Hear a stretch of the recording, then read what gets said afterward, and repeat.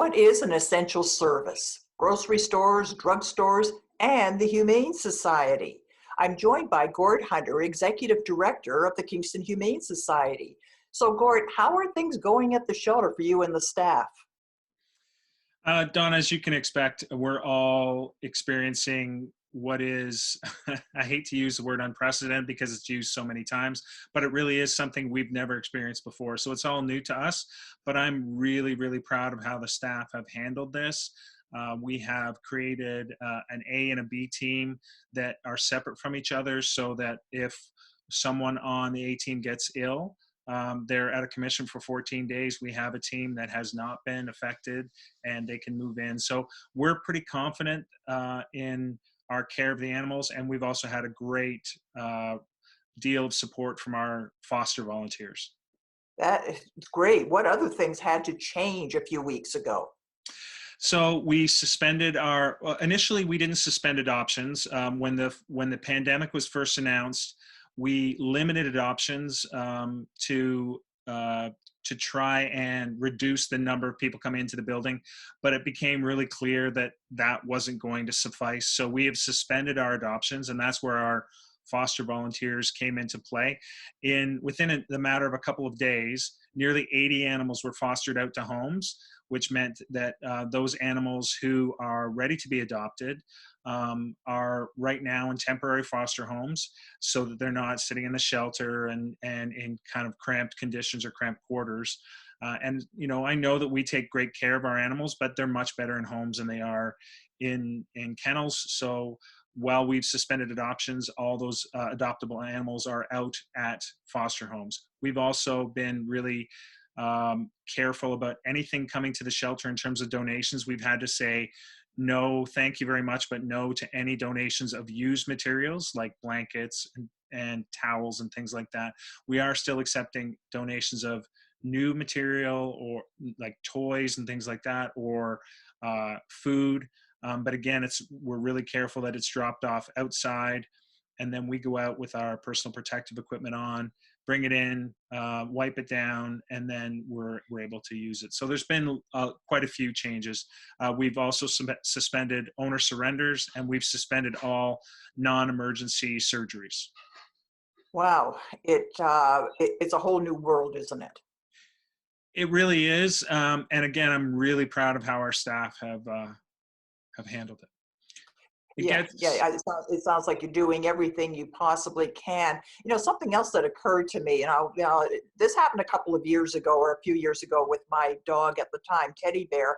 He got scared by some fireworks, went through the screen of an upstairs window, jumped off the roof of the porch. I'm not kidding. We called him Spider Dog after that, and ran because the fireworks were scaring him. I wasn't home at the time, came home to a broken screen and a missing dog. Well, he got picked up, and the next day I had to bail him out at your place. So what happens if a dog goes missing or a cat goes missing these days? What can you do?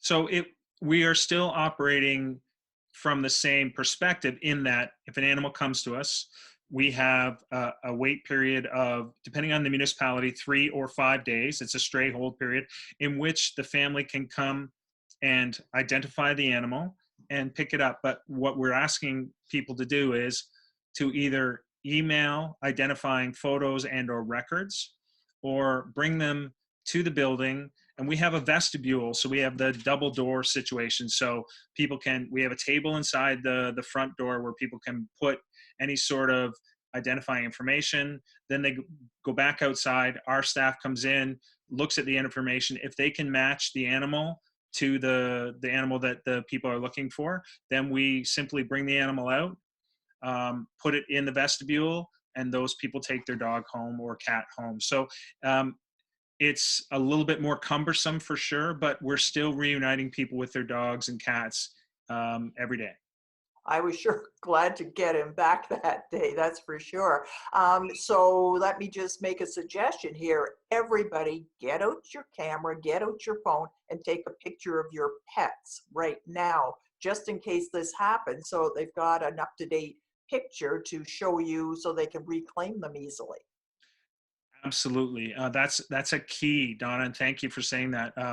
We often get pictures of animals that are, the pictures are 4, 5, 6 years old. Sometimes the pictures of the animal as a puppy or a kitten, we can't necessarily match up those animals with the animal that is currently in our care. So a really current picture is the best way to do it. And of course, veterinary records help too.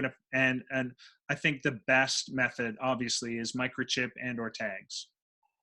True. Yeah, microchip is foolproof. It's great, and everybody should have it. But these days, you can't get your dog microchipped either, so that's a bit of a challenge. But there's another one that came to mind too. People have to surrender their pets for, well, sometimes good reasons, sometimes, well, maybe not such good reasons. But so you can't take in surrendered pets. So what can people do if they and not do when they find out that they can't just simply walk into the shelter these days and say, here, don't want them anymore? How does this work? So we're kind of in the situation that everybody is in terms of not every business is open. We can't get what we want. We can't do the things we want necessarily. So what we're asking people is, we understand sometimes the match between the animal and the household and the family is not ideal. And in those cases, there are times where families want to surrender the animal to us so that it can perhaps find a better home or a better match. We understand that, but we're asking people to just hold on until the COVID-19 situation is more amenable to that sort of a transaction. We are in emergency situations. We have accepted animals that were quite sick, animals who need end of life care, and the family is unable to provide for that. We have accepted those animals, and again, following those really strict protocols of no personal interaction with people.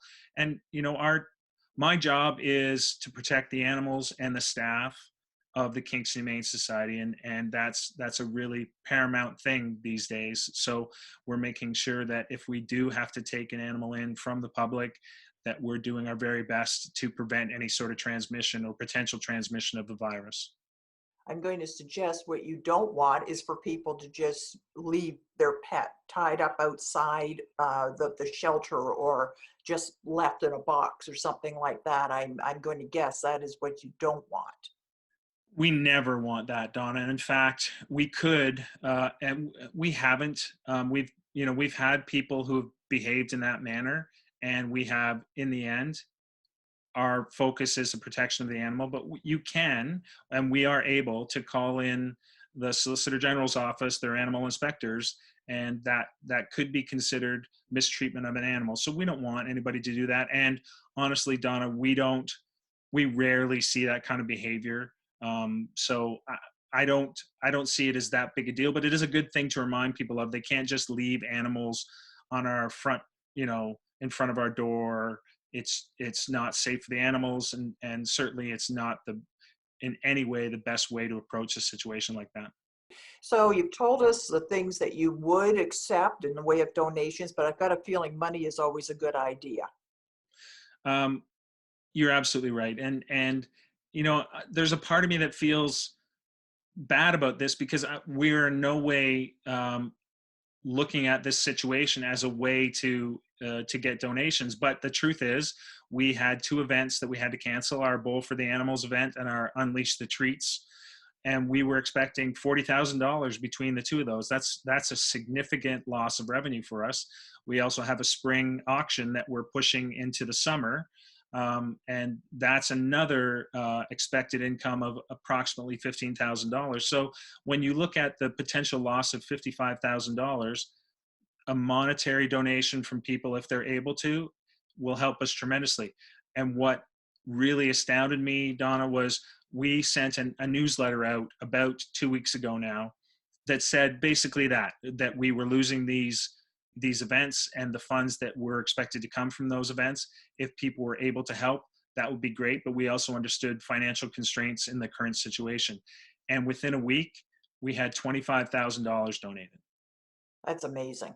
That is it really says something about the citizens of Kingston and how they feel about the Humane Society.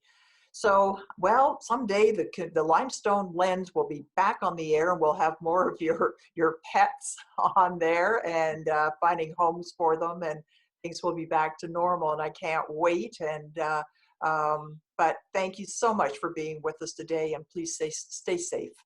The same to you, Donna, and thank you as always for your help and your promotion of what we do.